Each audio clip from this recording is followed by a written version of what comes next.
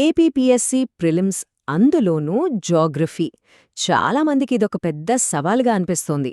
కానీ ప్రశ్నలు ఎలా అడుగుతారో, వాటి వెనకున్న ఆలోచనా విధానం ఏంటి అని మనం పట్టుకోగలిగితే ఈ సబ్జెక్ట్లో మంచి మార్కులు సాధించడం చాలా సులభం. ఈరోజు ఆ రహస్యాన్ని ఛేదిద్దాం.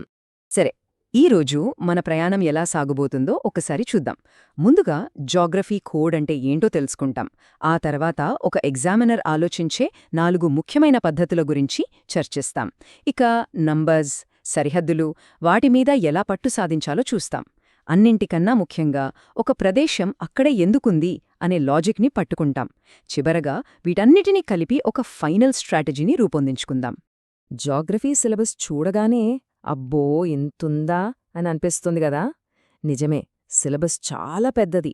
కానీ ఇక్కడ మనం ఒక చిన్న ట్రిక్ ప్లే చేయాలి. కేవలం ఫ్యాక్ట్స్ బట్టి పట్టడం కాదు, ఆ ఫ్యాక్ట్స్ వెనుక ఉన్న ప్యాటర్న్ ఏంటి, ఆ లాజిక్ ఏంటి అని అర్థం చేసుకుంటే అప్పుడు ప్రిపరేషన్ చాలా తేలికవుతుంది. ఎక్కువ మార్కులు కూడా వస్తాయి. రైట్, ఇక అసలు విషయానికి వద్దాం. ఎగ్జామినర్స్ అంటే ప్రశ్నపత్రం తయారు చేసేవాళ్లు. వాళ్ళు ప్రశ్నలు ఎలా తయారు చేస్తారు, వాళ్ల మైండ్లో ఏముంటుంది, వాళ్ల సీక్రెట్ ప్లేబుక్ని ఇప్పుడు మనం ఓపెన్ చేసి చూడబోతున్నాం. ఇది అర్థమైతే జాగ్రఫీ ప్రిపరేషన్ సగం పూర్తయినట్టే. ఇదేనండి ఆ ప్లేబుక్. చూడ్డానికి సింపుల్గా ఉన్నా చాలా పవర్ఫుల్. ఇందులో ముఖ్యంగా 4 పద్ధతులుంటాయి. ఒకటి ద నంబర్స్ గేమ్, అంటే ర్యాంకులు ఎక్కువ తక్కువ లాంటివి. 2 ద బార్డర్ వెబ్స్, అంటే రాష్ట్రాల సరిహద్దులతో ప్రశ్నలడగడం. 3 ఎకనామిక్ అండ్ నామెన్క్లేచర్, అంటే ఏ ప్రాంతం దేనికి ఫేమస్, వాటి పేర్ల వెనుక ఉన్న కారణాలు. 4ది స్ట్రాటజిక్ లొకేషన్స్, అసలైన లాజిక్ ఇక్కడే ఉంటుంది. ఈ 4ంటిని మనం డీకోడ్ చేద్దాం. సరే, మరి మొదటి 2 ప్యాటర్న్స్లోకి వెళదామా? సంఖ్యలు, సరిహద్దులు. జాగ్రఫీలో చాలా ప్రశ్నలు వచ్చేది ఈ 2 ఏరియాల్నుంచే. డేటాని, బౌండరీస్ని ఉపయోగించి ప్రశ్నలను ఎలా సంక్లిష్టంగా మారుస్తారో చూద్దాం. First pattern the numbers game. పేర్లోనే ఉంది కదా, ఇది అంకెలతో ఆడుకోవడమనమాట. ఏ రాష్ట్రం పెద్దది, ఎక్కడ జనాభా ఎక్కువ, ఏది పొడవైనది, ఇలాంటి ర్యాంకింగ్స్ ఉంటాయి కదా, అక్కడే మనల్ని కన్ఫ్యూజ్ చేయడానికి చూస్తారు. ఒక సింపుల్ ఉదాహరణ తీసుకుందాం. మన దేశంలో ఏరియా వైజ్గా అతిపెద్ద రాష్ట్రాలు ఏవి అంటే మనం వెంటనే రాజస్థాన్, మధ్యప్రదేశ్, మహారాష్ట్ర అని చెబుతాం. ఇది అందరికీ తెలిసిన ఒక బేసిక్ ఫ్యాక్ట్. కానీ ఎగ్జామినర్ ఇక్కడే ఒక ట్విస్ట్ పెడతాడు. ఓకే, ఏరియాలో రాజస్థాన్ పెద్దదే, మరి జిల్లాల సంఖ్యలో కూడా రాజస్థానే నంబర్ 1 అని అడుగుతాడు. ఏమంటారు? అక్కడే ఉంది అసలు విషయం, సమాధానం కాదు.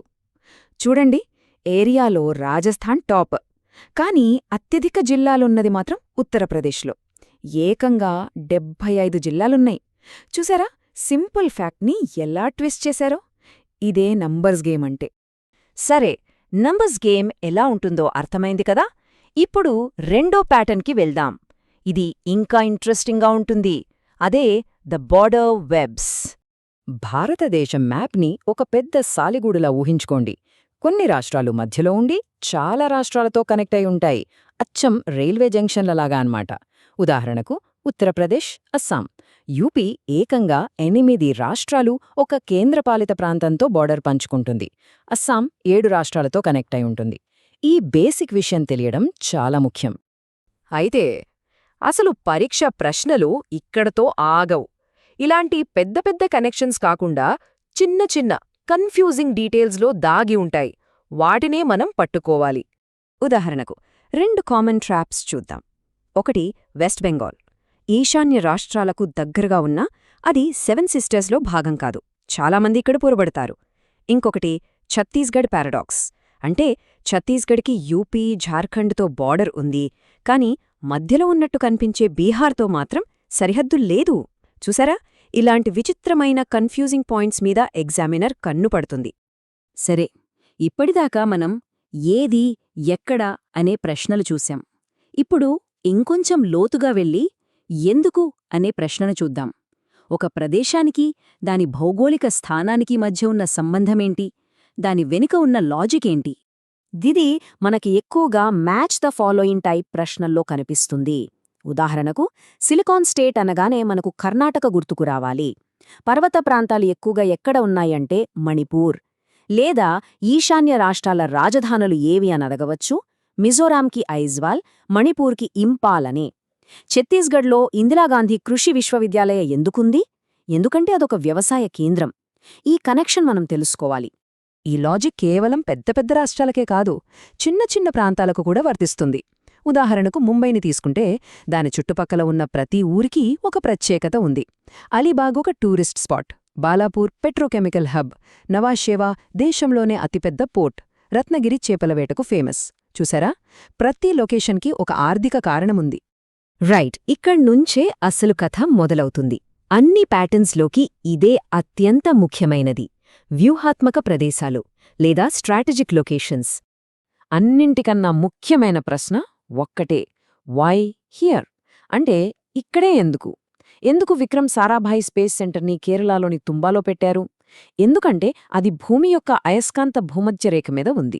రాకెట్ ప్రయోగాలకు అది చాలా అనువైన ప్రదేశం. అలాగే డిఆర్డీఓ టెస్ట్ రేంజ్ని ఒడిశాలోని చాందీపూర్లో ఎందుకు పెట్టారు? ఎందుకంటే అక్కడ సముద్రం రోజుకి 2 సార్లు కొన్ని కిలోమీటర్లు వెనక్కి వెళ్తుంది. ఈ ఎందుకు అనే ప్రశ్నకు సమాధానం తెలిస్తే మనకు సబ్జెక్ట్ మీద పూర్తి పట్టు వచ్చినట్టు. సాధారణంగా ఒక ప్రశ్నలో 3 లేయర్స్ ఉంటాయి. మొదటిది బేసిక్ ఫ్యాక్ట్, రెండవది దాని సందర్భం, మూడవది అసలైన భౌగోళిక తర్కం. ఈ ఇక్కడే ఎందుకు అనేది ఆ మూడో లేయర్ని అన్లాక్ చేసే తాళం చెవిలాంటిది. ఇప్పుడొచ్చే పరీక్షల్లో ఎక్కువగా ఈ లాజిక్నే టెస్ట్ చేస్తున్నారు. ఓకే, ఇప్పుడు మనం నేర్చుకున్న ఈ 4 ప్యాటర్న్స్ని కలిపి ఎగ్జామ్ రోజు మనల్ని విజయతీరాలకు చేర్చే ఒక యాక్షన్ ప్లాన్ని తయారు చేసుకుందాం. పరీక్షా హాల్లోకి వెళ్లే ముందు ఈ 3 విషయాలను మనసులో పెట్టుకోండి. 1. ఎక్స్ట్రీమ్స్ని, అంటే అతి పెద్దవి, అతి చిన్నవి లాంటి వాటిని బాగా చదవండి. 2. మ్యాప్లో చిన్న చిన్న సరిహద్దులు, కన్ఫ్యూజింగ్ పాయింట్స్ మీద ప్రత్యేకంగా దృష్టి పెట్టండి. 3. అన్నింటికన్నా ముఖ్యం, ప్రతి దాన్ని ఇక్కడే ఎందుకు అని ప్రశ్నించుకోండి. దాని వెనుక ఉన్న కారణాన్ని వెతకండి. ఇప్పుడు ఎగ్జామినర్ ప్లేబుక్ మన చేతిలో ఉంది. ఇకపై మనం కేవలం ఫ్యాక్ట్స్ గుర్తుంచుకునేవాళ్లం కాదు, ఒక ఎగ్జామినర్లా ఆలోచించే అభ్యర్థులం. మరింకెందుకు ఆలస్యం? ఈ పద్ధతుల్లో దేనితో మీ ప్రిపరేషన్ను మొదలుపెట్టబోతున్నారు?